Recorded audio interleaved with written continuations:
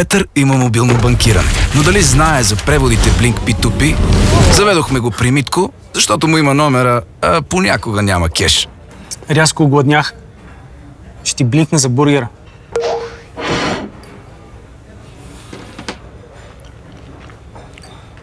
Не, аз ще ти блинкна.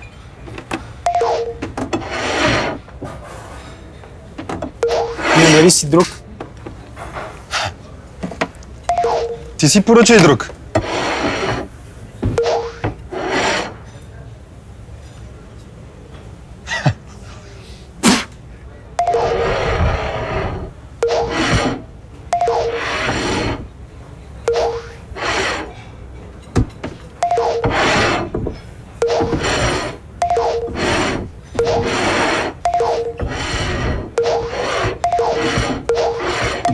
Превеждаш само по мобилен номер, без такса за преводи до 100 лева. P2P по мобилен номер. Blink, вече го имаш.